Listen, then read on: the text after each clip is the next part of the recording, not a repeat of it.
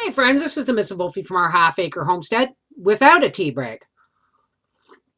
It's not really a tea break. Daddy went away for the weekend, and he went away to the last stock car races that he can get to this year in Montreal. We had a tornado touchdown nearby. Wakefield, well, not Wakefield, but Edelweiss, where my son lives, was out of power. So I went and got Briar, and he came out and stayed with Mummy for the night.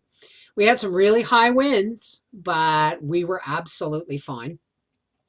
Our barn is due to be cleaned next weekend, so please be kind, because we wait until just before Thanksgiving to really give the barn a good cleaning, and we have to pick up some straw. But it's a critter update.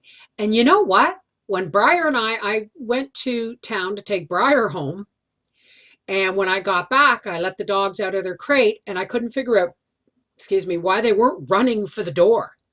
Well, they were freaking out because I had heard something last night in my closet, and I thought it was a mouse. Not a mouse. And whatever, that squirrel is still in my house because the girls didn't catch it.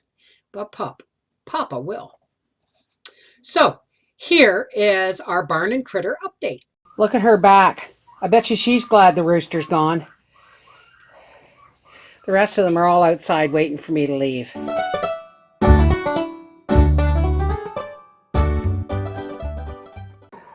That little one is my bourbon red, my newest bourbon red hen. She's a purebred, and she's going to go with the Spanish black and the two Narragansetts in the spring. And these two are getting raised for meat. These are Narragansett Spanish black crosses. Aren't they pretty? There's my three bourbon reds. She's the oldest, and these two have just started laying this year, so they're good for another year.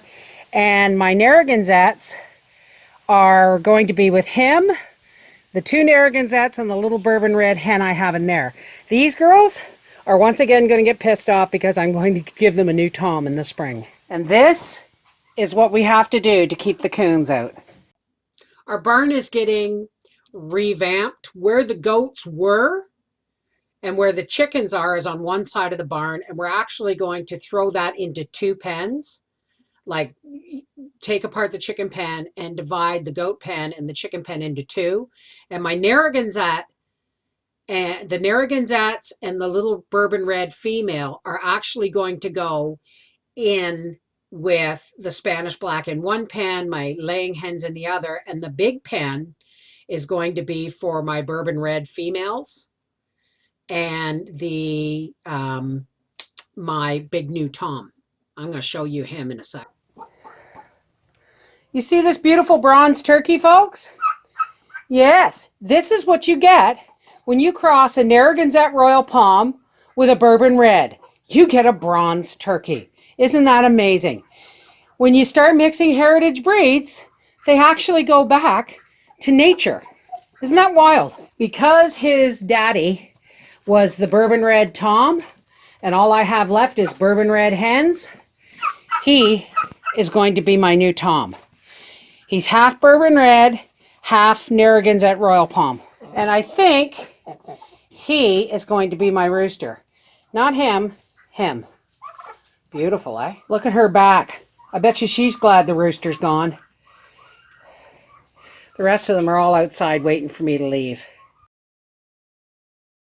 Jesus! Get out of my house!